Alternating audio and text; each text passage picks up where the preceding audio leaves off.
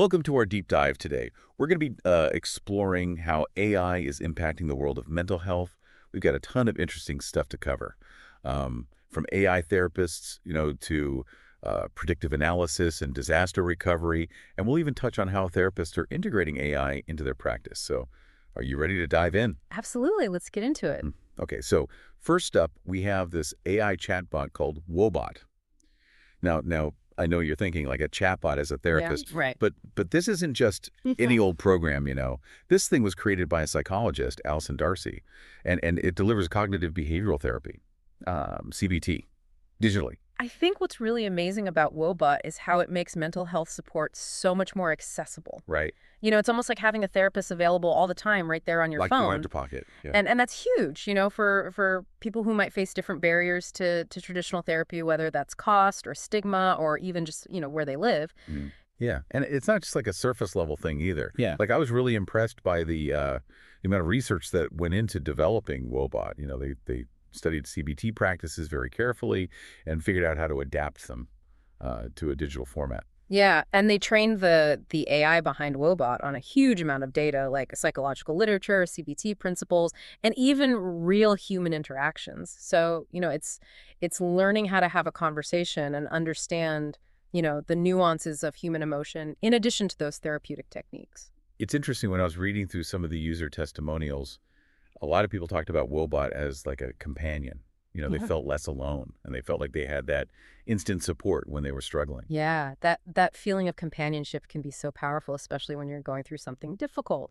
And Wobot can do more than just listen. It Mm. uses some really interesting AI features to provide that personalized support. Okay, like what? Give me the techie breakdown here. Okay, well, there's natural language processing or NLP, and that's what allows Wobot to really understand what the user is saying. Even if it's not phrased perfectly or they're feeling emotional, it can keep up with a conversation and understand the context just like a human therapist would. So it's not just matching keywords or spitting out some canned response. Exactly. No, it's actually following the flow of the conversation and responding in a way that makes sense. And then there's this mood detection. Wobot can actually analyze the language and pick up on shifts in your mood. So it can tell if someone's struggling, even if they don't explicitly say, I'm feeling down. Wow, that's pretty amazing. It's like having a friend who knows you're upset before you even realize it yourself. Right. And because of that, it can step in, at the right time and suggest maybe a relaxation technique Hmm. or, encourage you to reach out for help. And then the really interesting part is how it uses CBT techniques to actually guide people toward positive change. Oh, so it's not just passively listening or like tracking your mood. It's giving people coping skills and helping them address negative thoughts. Yeah, exactly. So it might use thought challenging to help people identify those unhelpful thoughts and reframe them. Or it might encourage behavioral activation to get people involved in activities that boost their mood.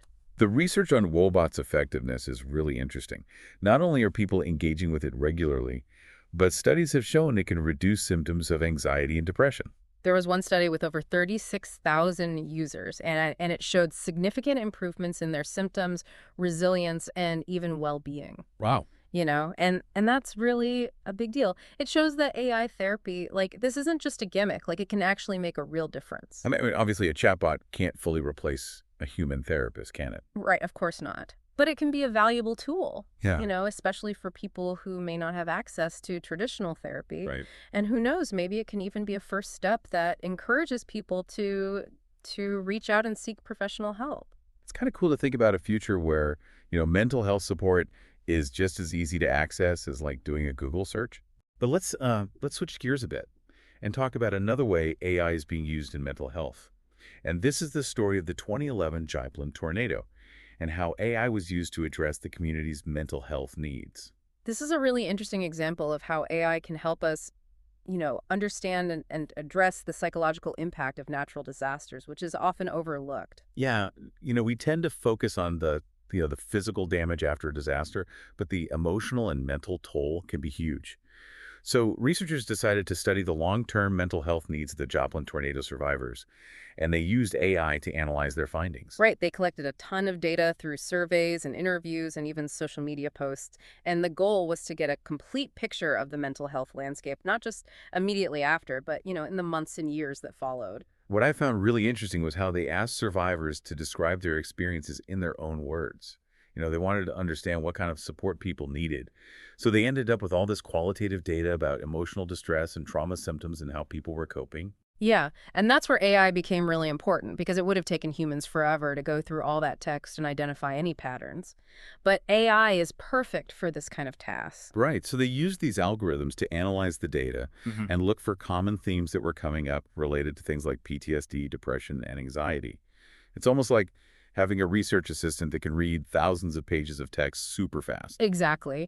But AI wasn't just used for, finding those patterns. They also used it to build predictive models. So by analyzing historical data and real-time inputs, the models could actually predict who might be at higher risk of developing mental health problems down the road. Wait, so they could potentially identify people who needed help before they were even in a full-blown crisis? Exactly. It makes it so much easier to be proactive about mental health care. And even beyond individuals, the AI could identify trends in the community as a whole, Oh, wow. which helped inform, community-wide support programs. That's really smart. Yeah. They were using data to tailor interventions to what the community actually needed. But I imagine working with such sensitive data, there were some ethical considerations. Of course, data privacy was really important. They made sure all the data was anonymized so you couldn't identify any individuals. And they also took data security very seriously. They had strong measures in place to prevent data breaches. Yeah, it sounds like they were being very careful to use the data responsibly. Right. It's a really cool example of how AI can do good in the world, especially when it comes to recovering from disasters. Absolutely. And speaking of, using AI responsibly, let's shift our focus to how it's being integrated into more traditional therapy settings. We're not talking about replacing therapists here, but giving them new tools that can really make a difference in their practice. Okay, I'm intrigued. What does that look like in real life? Well, imagine a mental health clinic adopts an AI system to help with diagnosis. So this system analyzes patient data, from interviews and records and things like that. And then it gives the therapist suggestions about potential It's diagnoses. like a super informed second opinion, Uh-huh. except it comes from an AI. Exactly. It's not about taking away the therapist's judgment. It's about giving them more information, especially in those difficult cases where symptoms might overlap. Think of it as something that can make the therapist even better. Okay, so it's like an enhancer or something. Right. And there are other ways AI can enhance therapy. For example, there are tools that can analyze videos of therapy sessions and pick up on really subtle facial expressions and micro expressions that even a really experienced therapist might miss. Those little cues can tell you a lot about how someone's feeling, but they happen so fast they're easy to overlook. It's like the AI is like a super observer, giving the therapist all this extra information to work with. Exactly. And then there's speech pattern analysis, where the AI can actually look at how someone's talking and find cues that might suggest, a particular mental health condition, things like tone and pitch and how fast they're speaking. Wow, it sounds like AI is becoming a pretty valuable tool for therapists. But what does therapists and patients actually think about all this? Well, it's been a mixed bag, but generally pretty positive. A lot of therapists really appreciate the insights that AI can provide. They say it helps them make better decisions about treatment. But they're also clear that AI should never be making the final call. Right. It's a tool, not a replacement for their expertise. So how about patients? Are they comfortable with AI being part of their therapy? It really depends. Some patients, they like the idea that their therapist has all this data and technology, helping them. Others are a little more unsure and they have concerns about privacy and whether it makes things feel less personal. That's understandable, Sam. It's a big change. Sounds like open communication is really important here. Absolutely. Therapists really need to be upfront about how they're using AI and talk through any concerns their patients might have. Maintaining that trust is crucial. I mean, ultimately, the relationship between the patient and the therapist is still at the heart of good mental health care. Right. So even with all this tech, the human element is still really important. Yeah, for sure. But the exciting thing is AI can actually make that human element even stronger. It can help therapy be more effective and more accessible. It's really about finding the right balance, Yeah. where technology and human connection can work together to help people. Exactly. It's really fascinating to see how AI can personalize support, not just for individuals, but for entire communities. But like with any powerful tool, we've got to think about the ethics, right? You're right. We talked about data privacy and security earlier, but what are some of the other ethical challenges that come up when we bring AI into mental health? Well, one of the biggest ones is autonomy. People need to be in control of their mental health journey. AI should be a tool to empower them, not something that dictates their treatment. So people should have a choice about whether to use AI tools, and they need to understand how those tools work. Absolutely, yeah. Informed consent is crucial. People need to know the risks and benefits before they use any AI mental health tool. And that consent should be ongoing, not just a one-time thing. Right, like with any medical treatment, you should be able to change your mind or opt out whenever you want. Exactly.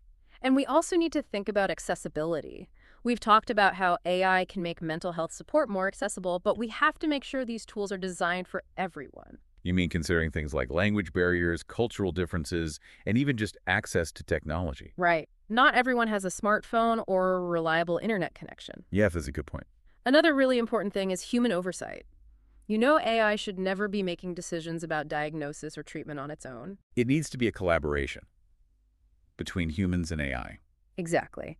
Mental health professionals should always be involved. They need to be interpreting the data, making clinical judgments, and making sure the AI is being used ethically and appropriately. So it goes back to that balance we were talking about. AI can be a fantastic tool, but it doesn't replace human empathy, understanding, or that therapeutic relationship. Couldn't agree more. And as AI gets more and more advanced, these ethical questions are only going to get more complex. It's a conversation we need to keep having, openly and honestly. And it's not just a conversation for the experts, right? It's important for everyone to be informed. Absolutely. So listeners, if you're using any AI mental health tools, do your research. Understand how they work, what data they collect, and what the potential risks and benefits are. And if you have any concerns, don't hesitate to speak up. It's your mental health. You have the right to make informed choices about how you take care of it. Exactly. Now, going back to something we discussed earlier, the therapeutic relationship, how do you see AI impacting that bond between the therapist and the patient? That's a really important question. I mean, AI is a tool. It can't replicate that human connection that's so important in therapy. Right. There's something special about that interaction with a therapist who truly understands you and can offer support, guidance, and empathy. And while AI can make therapy better in some ways, it can't replace that human element. But could it actually hurt the therapeutic relationship in some ways? Well, there's always a risk of that. For example, if a patient feels like their therapist is relying too much on AI and not really listening to them, that could damage the trust and rapport they have. Or if they feel like their data is being used in ways they didn't agree to, that could make them uncomfortable. Absolutely. Transparency is really key here. Therapists need to be upfront about how they're using AI and always put the patient's well-being first. So again, it comes back to that balance. AI can be a powerful tool, but it needs to be used thoughtfully and ethically. Exactly. And, not every patient is going to be comfortable with AI in their therapy. Some might love it for that more personalized and data-driven approach, but others might be hesitant or even opposed to it. And that's totally fine. It's about respecting individual preferences and making sure people have choices. They shouldn't feel pressured to use AI tools if they don't want to. It's all about finding what works best for each person. So looking ahead, what are some of the things you're most excited about in terms of AI and mental health care? Oh, there's so much happening. One area that I'm really excited about is personalized digital therapeutics. Those are software programs designed to treat specific mental health conditions, right? Exactly. And they're tailored to the individual's needs. Imagine a program that combines things like cognitive behavioral therapy, mindfulness exercises, and even gaming elements, all to help someone manage their anxiety. That sounds incredible. And being digital, it's accessible anywhere, anytime. Exactly. Plus, these programs can be constantly updated and improved as we learn more. And we're also seeing really cool advancements in AI-powered wearable technology. Smartwatches and other devices can track things like heart rate, sleep patterns, and stress levels. And that data can be really valuable for both individuals and their therapists. It can help identify triggers, track progress, and even predict potential relapses. It's like having a 247 mental health monitor right there on your wrist. Exactly. And then there's the potential for AI to revolutionize mental health research. We've already talked about how it can analyze huge amounts of data to find patterns and trends. Imagine what we could do with even more data. We could understand the causes of mental illness better, develop more effective treatments, and even personalize interventions based on individual genetics and lifestyle factors. The possibilities are endless. As AI continues to evolve, we're going to see some incredible breakthroughs. It's a really exciting time to be working in mental health care. But as we embrace all this new technology, we need to be careful and prioritize the well-being of the people we're serving. Absolutely. It's about using AI to empower people, give them more control over their mental health, and create a world where everyone has access to the support they need. That's a great goal to strive for. Now, before we wrap up, I want to touch on the importance of self-care in this age of AI.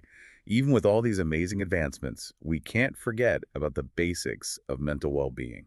You're absolutely right. Things like getting enough sleep, eating a healthy diet, exercising regularly, and practicing mindfulness are all still essential. Those are the foundations of good mental health, and no AI can replace that. But AI can definitely play a role in supporting those self-care I practices. see what you mean. There are already apps and devices that can track your sleep, remind you to take breaks, and guide you through meditation. They can be really useful tools for building healthy habits and staying on track with your goals. And as AI gets better, we're going to see even more personalized and effective self-care tools. Imagine an AI that could analyze your data and suggest specific self-care practices tailored to your needs. That would be amazing. It's not about choosing between technology and traditional self-care. It's about integrating them to support overall well-being. Exactly. It's about using all the tools we have to create healthier, happier, and more fulfilling lives.